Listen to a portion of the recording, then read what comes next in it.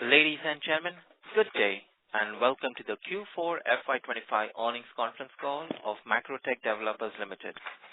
As a reminder, all participant lines will remain in the listen-only mode, and there will be an opportunity for you to ask questions after the presentation concludes. Should you need assistance during the conference call, please signal the operator by pressing star, then 0 on your touchtone telephone. Please note that this conference is being recorded. I now hand the conference over to Mr. Chintan Parekh from Investor Relations. Thank you, and over to you, Chintan. Good afternoon, everyone. Welcome to Macrotech Developers Q4 FY25 results conference call. Today, we have with us Mr. Abhishek Lodha, MD and CEO, Mr. Sushil Kumar Modi, Executive Director Finance, Mr. Sanjay Chauhan, Chief Financial Officer, Mr. Prashant Bindal, Chief Sales Officer. I would now like to invite Abhishek to make his opening remarks. Over to you, Abhishek. Thank you, Chintan. Good afternoon, everyone. At the outset, on behalf of the Lodha Group, we expressed our deepest and heartfelt condolences to the families of the victims of the terrible tragedy which has occurred earlier in Pahalgam in Kashmir. Our hearts go out to the family, and as a company and as a nation, we wholeheartedly stand behind these families and the leadership of our nation as they deal with the tragedy and the causes and people who have led to this tragedy. The world today continues to remain a difficult and uncertain place, with geopolitics continuing to have various ups and downs. The impact of the policy changes of the last few months have been perceived and felt in terms of uncertainty growing, and this resulting impact on the equity markets. Having said that, in India, we have a situation where India will likely be a net beneficiary of the changes in the global economic and trade order. And we are also in the medium and short term now a situation where inflation is coming increasingly under control and monetary policy is becoming more supportive of the Reserve Bank has already cut interest rates by 50 basis points, and we expect further cuts in the course of the year. The Indian economy likely grew by about 6.5% in FY25. It is, of course, lower than where it was in FY24, but continues to be one of the fastest growing economies in the world. And with ongoing support on the monetary side, not just in terms of interest rates, but also certain regulatory changes and more available liquidity, we expect that urban demand will continue to remain decent. Abhishek sir, I'm sorry to interrupt you, but your audio is not coming in clear. Ladies and gentlemen, we have lost the line of Abhishek sir. Please stay connected while I rejoin him. Ladies and gentlemen, we have Abhishek sir reconnected. Abhishek sir, please proceed. Yes, my apologies for that. So I was stating that in terms of the growth outlook in India, it continues to remain positive and will be further supported by the RBI's policies, including with the cut in interest rates, more plentiful liquidity, and various other regulatory changes. In the context, we also have to look at the Union Budget of 25-26, which was supportive of urban consumption and was supportive of middle-class households in the country by having a significant tax cut for those who earn between up to rupees 25 lakhs. As a consequence of the interest rate cuts, as well as this income tax abatement, we expect there to be a significant uplift in the purchasing power for the mid-income housing segment. And this segment, whose growth has been slower over the last 3 years compared to the other parts of the housing market, we expect will be a source of growth over the next 12 to 24 months and consequently offset any weakness which might happen in other parts of the housing market. Thus, we remain reasonably comfortable with the overall macro outlook, and subject to any geopolitical surprises, we expect to be able to continue on the profitable growth trajectory which we have been on for the past few years. In terms of the highlights of this past quarter, we achieved our highest ever quarterly pre-sales, which came in at about 48.1 billion INR, and for the full year that came in at about 176 billion INR, which is a 21% growth, just ahead of our guidance of 20% growth. The consistency and predictability of our business model is showcased by the fact that this was the fifth consecutive quarter of achieving 40 billion or more of pre-sales, which we believe underlines the fact that our business, by being diversified, presents a predictability which very few other companies in our sector can present. Our focus on making sure that our growth comes with strong profitability is underlined by the fact that our embedded EBITDA margin for the quarter was at about 32% and for the full year at about 33%, which is ahead of our full year guidance of approximately 30%. And this level of EBITDA has come in where the joint developments have contributed about 40% of our pre-sales, which is in line with our long-term strategy, and therefore the dilutive effect of JDAs, which normally have higher IRRs but lower margins, is already built into this EBITDA situation. In terms of per square foot pricing, we had price growth of approximately 4% for fiscal 25 for like-to-like projects, which is somewhat lower than our guidance of 5 to 6%. But when seen in the context of the slowdown in the economy, we chose to make sure that we protect profitability and overall sales rather than just focused purely on a price growth objective. In terms of new business development, we added 2 more projects in the quarter, thus adding about 4,300 crores of GDV, and our full year addition was 10 projects with about 237 billion of GDV, ahead of our full year guidance of 210 billion of GDV. We also made substantial investments in our annuity business in the course of the year, which I will talk through a little later in these remarks. In spite of these substantial investments, both in business development as well as in annuity income, our net debt further reduced during the quarter on the back of some of our strong collections and strong operating cash flow. And our net debt at the end of the fiscal year stood at 39.9 billion INR, which is 0.2 times net debt to equity, well below our ceiling of 0.5 times. I am also pleased to inform that during the course of the quarter, we received further upgrades in our credit rating, and we are now rated AA, which is one of the highest credit ratings in the industry. And as a consequence, our cost of funds now continues to reduce and was at 8.7%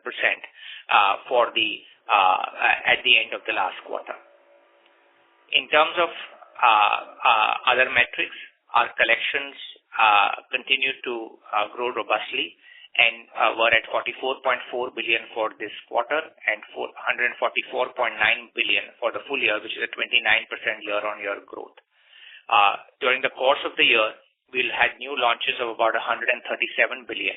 We, of course, have a very clear and visible pipeline of launches for the coming fiscal also. It's important to highlight that only 30% of our sales for the fiscal year 25 came from new launches, which once again underlines the depth and predictability of our model, which allows us not to rely on big launches for our sales.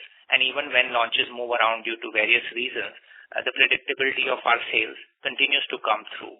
Also, the lower reliance on sales, in our view, gives us the ability to deliver higher margins because we are not forced to price aggressively at the time of the launch because we are confident about selling through the life cycle of the project. In terms of our steady growth, which is led by our micro-market strategy of having presence every 2 to 5 kilometers in the various micro-markets that we operate in, and also having presence in all the micro-markets of the cities that we are present in, i.e. Mumbai, Pune, and now in an increasing basis, Bangalore. We continue to see the benefit of this supermarket strategy across the different micro-markets. As an example, in the western suburbs of Mumbai, we achieved pre-sales of 25 billion in FY25 as compared to 10 billion in FY24, which is a growth of over 140%. Similarly, in Pune, we have now grown sales to about 25 billion from last year's performance of 18 billion, which is again significant growth of about 40%. In Bangalore, as we have informed earlier, we have concluded our pilot phase successfully, and we are now at a stage where the growth phase is starting to take off. We are expecting to have 5 or more projects operational in Bangalore in the course of the current fiscal year, and therefore Bangalore will also start contributing in a significant way to our growth in this year and the years to come. Having now successfully moved into growth phase in Bangalore, we expect in the course of fiscal 26 to start a pilot in one more city, which of course will take 2 to 3 years before it moves into growth phase.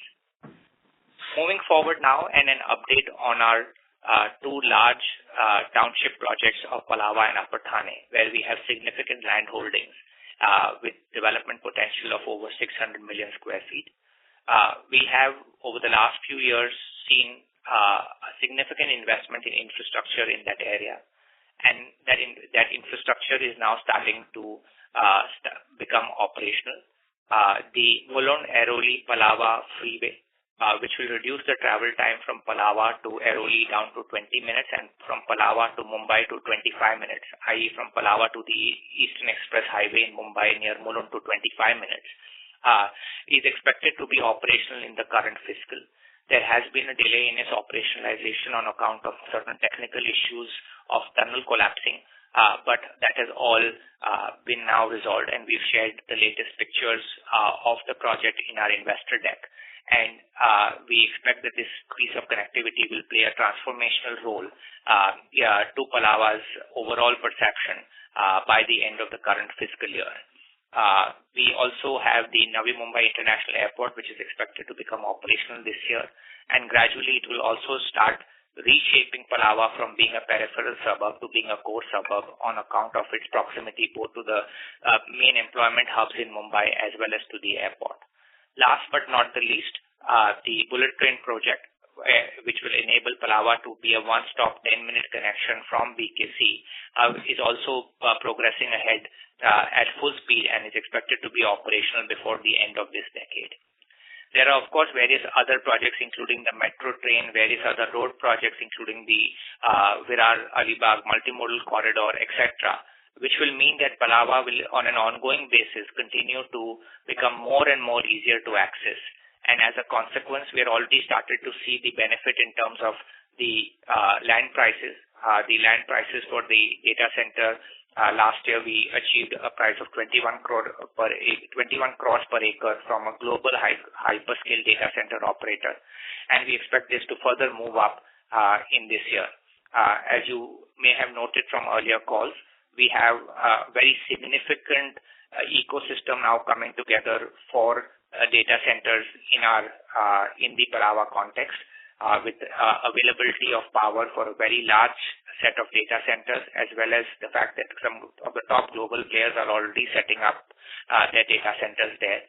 And we expect a significant unlock of value from this segment in this year as well as in the years to come. And overall, with 4,000 plus acres of land with us, the value unlock will only continue to unfold through data center, residential, and various other levers. On the residential side, we have over the last 12 months made a conscious move to move away from the lower mid-income housing and more towards the mid-income housing as well as the premium housing. And with the launch of various new neighborhoods, including Lodha Oculus, as well as Lodha Hanging Gardens and Lodha Golf View, we are seeing significant price improvement of between 10 to 40% compared to the existing mid-income neighborhoods. And we are seeing good acceptability of homes, priced even upwards of 2.5 crores at Palava. And we expect that this segment will continue to contribute to Palava's overall upliftment as a location, but also contribute towards higher sales and improved margins in the years to come. as a consequence, we continue to remain positive on Palava, and on the back of my earlier remarks on the benefit of income tax cuts and interest rate cuts on mid-income housing, Palava and Upper Thane are expected to become significant drivers of the company's growth, and we expect these two locations to deliver 8,000 crores of sales by the end of the decade with EBITDA margins approaching 50%. Lastly, as we speak, we are continuing to grow our annuity business. This is through our significant focus on digital infrastructure, which is warehousing and industrial space, where we have now a leased area of over 2.1 million square feet with occupiers such as Skechers, DP World, DHL, Mitsui, Schlumberger, and others. And these players are coming to us because they believe we are the best quality operator in this segment, and they are creating good quality jobs for the neighborhood. So it's a virtuous cycle. A virtuous cycle of positive economic impact from the development of these warehouses and industrial parks. We've also acquired 33 acres of land in NCR and 45 acres in Chennai to expand this business, and this is in tune with our overall broader strategy of achieving 15 billion of annuity income by FY31.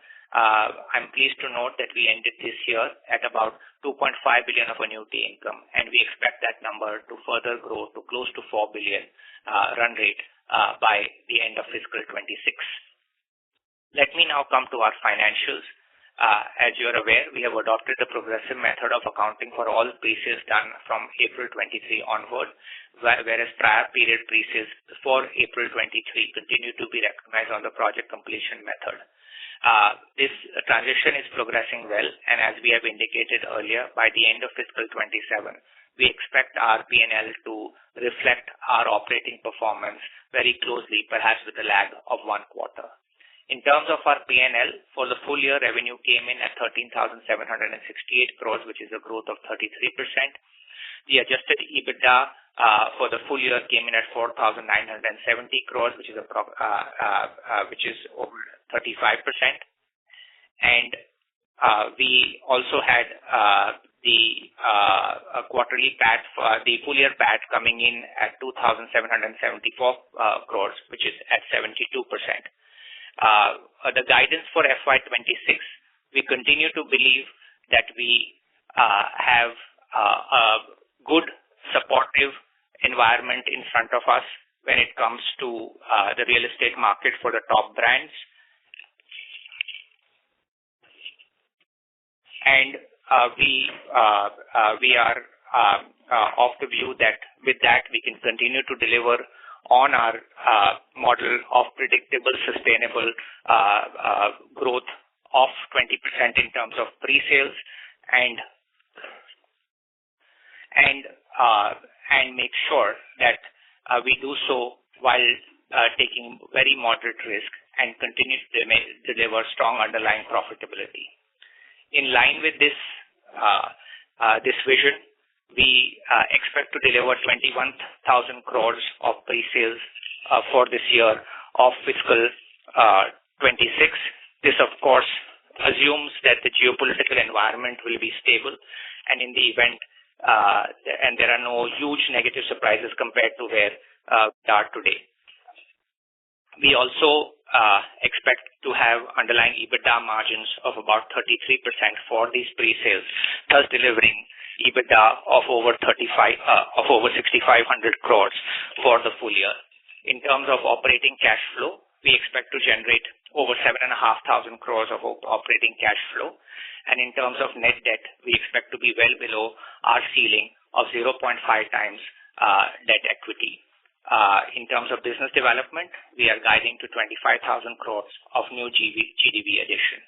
With that, let me now hand over to my colleague Prashant Bindal, our Chief Sales Officer, to speak about our sales strategy and the on-ground demand scenario. Thank you.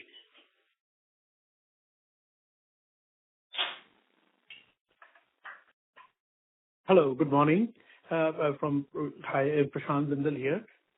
So from our, as we have explained earlier, our focus over the years has been to work on our distribution, to increase our channel partner base, and to bring the walk-ins to our site. and how to convert those walk-ins to actual business. Over the last 3 years, our focus has been to bring right quality of customers and improving the conversion of customers coming to our site. In year 24-25, we had 88,000 customers coming to our site, leading to almost 7,000 bookings. And for the first time, we reached the much desired conversion rate of 8%. Just to give you an idea, 3 years back, we had a conversion rate of about 6.5%, which we have been increasing significantly from 6.5 to 7 to 7.5, and this year to almost 8%. So this is again 7.5% conversion in 23-24. Our average value per conversion also reached a very good number of 2.3 crores, which is again a very healthy sign, as compared to 1.7 crores last year. So our constant endeavor is to increase, in conversion and increasing value per conversion. So this is by constant focus on Lodha as a brand and the product we offer and the services and amenities we provide. For 25-26, we hope to take the walk-ins from 88,000 to about 93,000. So it's about almost 6% increase in the walk-ins and the conversion from 8 to 8.5%. So hopefully, Abhishek talked about getting an increase of 20% in pre-sales next year. So we hope to get about 6% increase in walk-ins, about 6% increase from price increase, and about 6 to 7% increase in conversion. So all the three combined together, we hope to deliver about 20% growth to take the business to 21,000 crores. In distribution also, our consistent focus has been to build long-term relationship with our channel partners and showing them great opportunity by our superior conversion rate of the customers coming to our site. In year 24-25, we had a channel network of more than 3,000 channel partners who operated with us, and more than that, and out of which almost 1,800 channel partners did business with us. This means, who were paid brokerage by Lodha. So the number of channel partners operating with us who actually did business was 1,800, which I think from overall distribution perspective is one of the largest channel partner base across any organization. Mumbai, we always had the strength as far as distribution is concerned. We have built a very effective distribution channel partner system of over 500 channel partners in our newer cities of Pune and Bangalore. As we get into new launches into these cities of Pune and Bangalore, we hope to take this channel partner past the 750 mark and the 1,000 mark in coming 2 years. So these are in terms of our walk-ins and in terms of our distribution. So this is our overall aspect, and our business is, we have tried to keep it as balanced as possible. Our affordable segments contributes to about 20% of the business. Our aspirational and premium aspirational business contributing to 50% of the business, or to 40%, another 20% coming from premium, and 10% from luxury. So we have kept that balance across the categories. So we are very well aware in terms of where the opportunities are, and we keep the balance in terms of the category wise. Similarly, we have got 8 zones, and our zone-wise business is also, the minimum is 2,000, maximum is 2,500 crores. So we try to keep the balance in terms of whether the geography is concerned, whether the category is concerned, and also in terms of having the contribution coming from ready to move in and under construction and new launches. We try to keep that balance so that the business is consistent, predictable, and the risk is minimized. So these are the in terms of the overall, in terms of quarter also, we maintained the percentage to more than 8%, and hopefully we'll continue to have a contribution. Next year we are looking at 8.6% conversion, and we hope to maintain this conversion quarter after quarter to have a consistent business. Hi Ryan, we can open the floor for Q&A. Thank you. Ladies and gentlemen, we will now begin the question and answer session. Anyone who wishes to ask a question may press star and one on their touchtone telephone. If you wish to remove yourself from the question queue, you may press star and two. Participants are requested to use their handsets while asking a question. Ladies and gentlemen, we will wait for a moment while the question queue assembles. The first question comes from the line of Ajay Nandanwar from Blue Argon Capital. Please go ahead. Good afternoon, sir. I have a couple of questions. One is, your EBITDA margins, how are the margins in Mumbai South and Central versus rest of your business? Can you give a qualitative comparison of the two?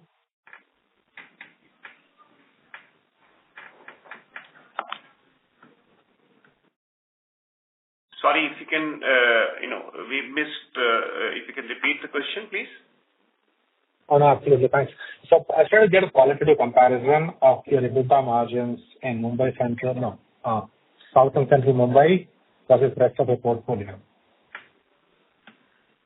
So see, our margins generally that we work across segments, be it the mid-income, premium or luxury, and to that extent across Mumbai, it generally tend to be hovering around 30% handle. Obviously, from project to individual project to project, it can always vary some bit here and there, but generally we work for 30% handle across.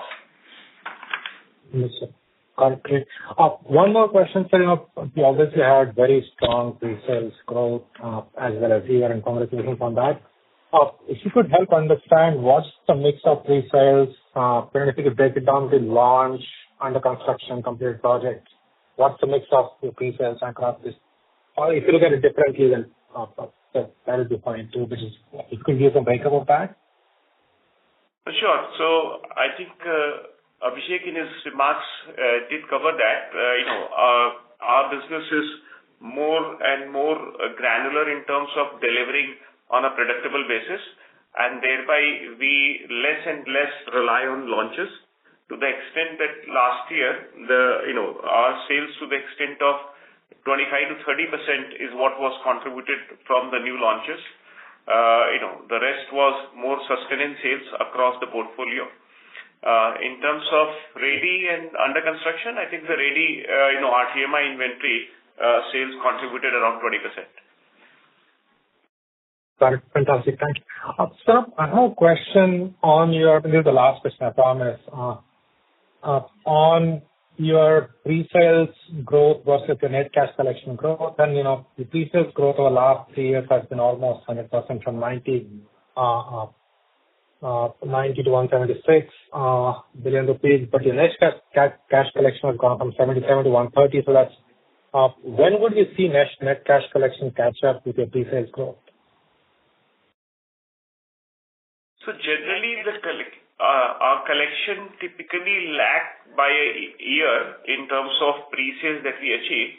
So you will typically see this correlation working, where the current year collection was around 144 billion, and as you know that our last year sales was around 145 billion. So effectively with a lag of 1 year, generally it will fall in place, and that is the strength of our business, that our pre-sales converts into hard cash, and which is what enables us to deliver an strong operating cash flow, and which is what then enables us to keep our capital structure pretty conservative, and which is where, as you noted, that our net debt to equity stands at 0.2. Okay, perfect. Thank you so much. I appreciate that. Thank you. Ladies and gentlemen, in the interest of time and fairness to others, we request you to restrict to 2 questions per participant and rejoin the question queue. We take the next question from the line of Kunal from Bank of America. Please go ahead. Great. Thank you. Abhishek, first up, I wanted to, follow up on the comment you had around pricing. Could you elaborate on, what is it that you saw in the market on account of which, it came in at 4%? And also, I think the assumption has it going back to 6%. So it seems like, whatever those forces were seem to have normalized for now. I think the reality of last year was that there was slower economic growth in the country than what we expected at the start of the year. And therefore, we decided to be conservative when it comes to our price growth strategy, because ultimately we aren't focused specifically on a price growth outcome. We are specifically focused on a profitability outcome and obviously the overall level of pre-sales. So just taking into account the slowdown in the economy that one saw on the back of the capex slowdown plus the certain banking and regulatory slowdown, we just decided to take a more conservative approach to price growth. We do feel that the Indian economy, the capex cycle has restarted back up. The government spending has started, and as I mentioned in my call, we are also getting more supportive policy from the central bank. And as a consequence, our medium-term strategy of price growth at about 2% below wage growth, we believe is quite reasonable, and we should be able to deliver around that number for the full year.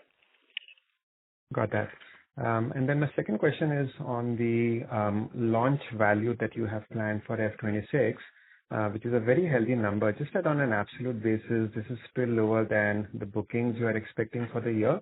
So is that part of a conscious decision because, the absolute inventory you have in the system is still quite large, so, that sort of helps you optimize the return matrices? Or would you say that over a period of time, the launch pipeline has to match up to your bookings plan for the coming year? No, I don't think there is any correlation between the launch pipeline and the bookings plan. On the contrary, we look at the total supply in the system, which is what is unsold, which is ready and unsold or under construction and unsold, as well as, of course, what you new launch and is unsold. As Sushil mentioned in response to the previous query, for us last year, the mix was about 30% from the launches, about 50% from under construction, and about 20% from what was ready. And I think that's really I would say the differentiator of our organization, that we can consistently sell week after week across all our projects and therefore deliver much more robust margin, and also de-risking, because if there is any external shock, it gives us more ability to adjust pricing, as we saw in the aftermath of the Ukraine crisis when inflation went higher. So we don't really see any need to have launches equivalent to sales. On the contrary, the total supply in the system should be about 3x of the sales that we are targeting, and that's how we look at it, 2.5 to 3 times of the sales that we are targeting. Got that. Thank you so much. Thank you. The next question comes from the line of Puneet from HSBC. Please go ahead. Yeah, thank you so much. Abhishek, can you also talk a bit about the breakup of your sales from Palava? How much of it is now coming from premium segment, and how much is it still mid-income segment? And what are the pricing points at which you categorize those? Sure. So for this year, for the full year, about 20% of our sales came in from the upper mid-income and higher segments. So the price points for these are units which are trading at over 1.5 crore. And then, of course, the segment below 1.5 crore. So that's kind of the cutoff that we are following when it comes to determining what is upper mid-income and above and what's below that, lower mid-income. Okay. And is there a deliberate effort to increase that proportion from next year, both for Palava and Thane? For Palava and Upper Thane, yes. We believe it will first be led by Palava because the infrastructure in Palava is quite getting robust quite quickly, and Upper Thane will follow.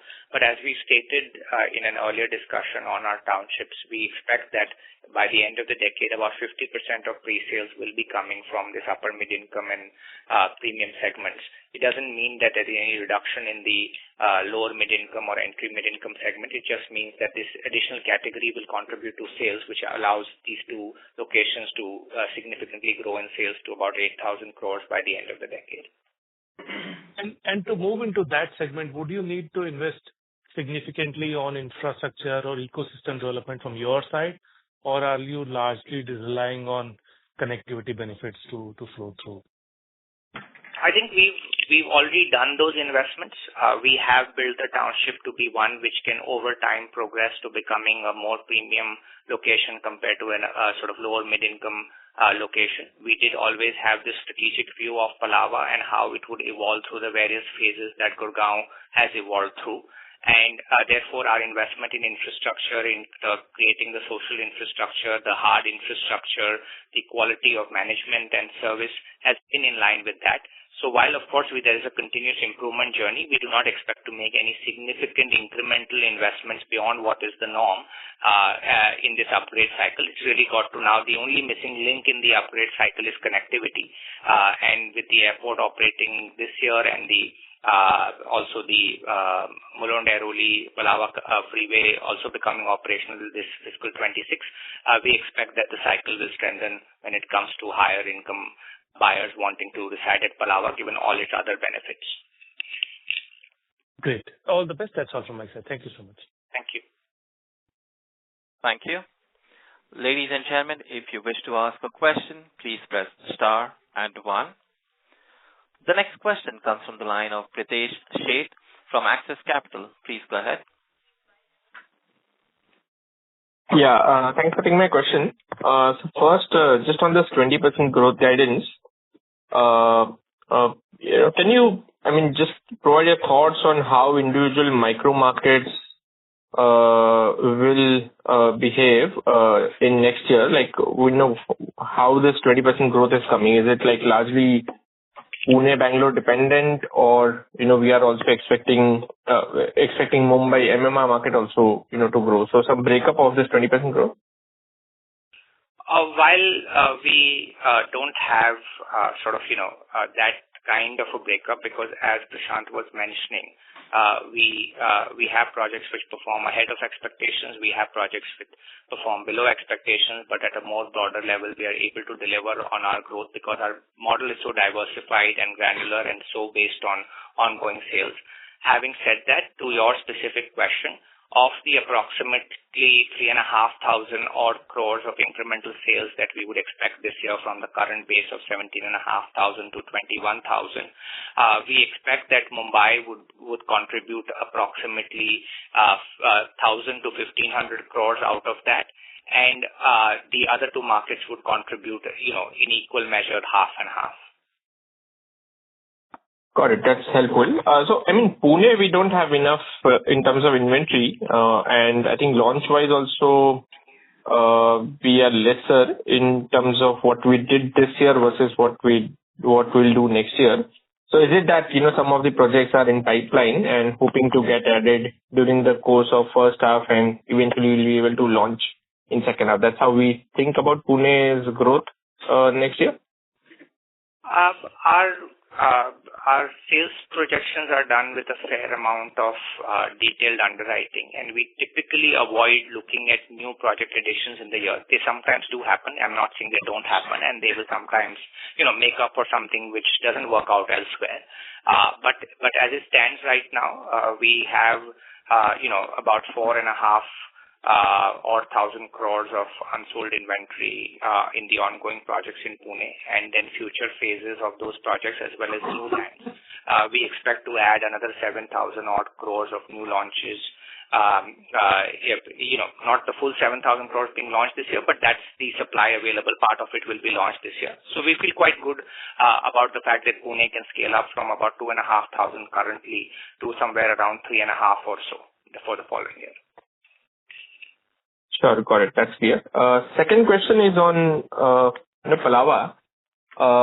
So I think if I exclude the data center land sales that we did, we are looking at 1,800 odd crore of pure residential sales. Obviously, I don't want to segregate it, but just from the residential perspective, do you think now we are at the inflection point and, with, all those premium launches or upper mid-income kind of launches that we wanted to do, has been done with? Now from next year onwards, we should see a good growth trajectory, and, how do you see this residential segment of Palava, contributing over next 2 to 3 years? Yeah, it's a very pertinent question, and we do expect that for the current year, we expect that Palava resi sales will grow quite well. While we don't break it up into the two different buckets, but of Palava, Resi versus others, we do think that will grow quite well, 20% or more. And for fiscal 27, we expect even more solid growth because by that time we'll get the first full year benefit of the Mulund-Airoli Palava freeway. So that will be fully felt in fiscal 27, only partly felt in fiscal 26. But yes, in spite of that time, we expect Palava extended eastern suburbs pre-sales to perform quite solidly for this coming fiscal. Thank you. Yeah, got it. Thank you. I have one more question, but I'll jump into you. Thank you. We take the next question from the line of Akash Gupta from Nomura Research. Please go ahead. Hi, sir. Thank you for taking my question. My question is that how are you seeing the change in the real estate demand, especially for Grade A developers, and taking that the stock market has also corrected a lot. So are you seeing any negative signs of demand or any red flags, particularly related to Grade A developers? I think the question should first be sort of seen in the context of the performance and data that we are seeing from what you would refer to as Grade A developers. I think you would note that most of the Grade A developers have had very strong and high quality pre-sales. And we think that that's really a reflection and, I would say, signpost answering your question. We think there is a trifecta of consolidation at play. It's consolidation on the consumer side, it's consolidation on the lender side, and it's consolidation on the landowner side. All three are very clear that they only want to work with a handful of developers as purchasers or as partners or sellers or lenders or whatever it may be. And that I think is very clear that consolidation has has a long way to go, and it will continue to play out for a long period of time. Today, we're not even, we're nowhere close to the end of the consolidation cycle. And therefore, the other part is that even assuming for a moment that there is some demand slowdown in certain segments, I think it will be segmental demand slowdown, if at all, not across the board, because last 3 years, for example, even though there was broad growth, mid-income was not doing well. So I think, that kind of cyclicality will inevitably happen, and that's the reason why, as a company, we like operating across all the segments rather than being concentrated on any one segment. But even within that slowdown, you will see that the tier 1 developers will be least affected or not affected because the slowdown inevitably affects the weaker hands. And on a balance, actually, it benefits the bigger developers, because you see more beneficial terms in the land market also. So overall, we feel that the consolidation story is a long-term one, and therefore the tier 1 developers have, I would say, a lot of opportunity to continue to deliver sustained growth. Got it. And sir, just one more question. So, we have been continuously showing this 20% kind of growth. Do you think that this high base effect will come in anytime soon, or on a longer term basis, we can continue to expect this 20% kind of growth of pre-sales? I think that it's really a question of the business model and how do you build it up. Is this really a spurt, or is it a step? Is it a setup of increasing the strength of the organization, increasing the depth of the distribution, increasing the width of the number of locations and number of projects, and therefore where are the sales coming from? I think it's important to note that no one location of the company contributes, more than 10% of our sales. It's important to note that, we have almost 40 different operating projects, each contributing to sales. So really the model that we put together on the real estate side is quite unique in terms of its granularity and diversification, both across locations as well as across segments. We do mid-income as much as we do luxury, of course, and we do premium too. So that's the reason why we believe that this growth is an additive growth, more similar to a consumer goods business, that as you increase distribution, as you strengthen brand, as you increase your number of products, your growth can be sustained, rather than one which has been dependent on high price growth. You would have noted on the contrary that we've taken very modest price growth, and nor is it dependent on a superstar project. So we believe strongly in the predictability of our growth, and therefore have given the guidance we have.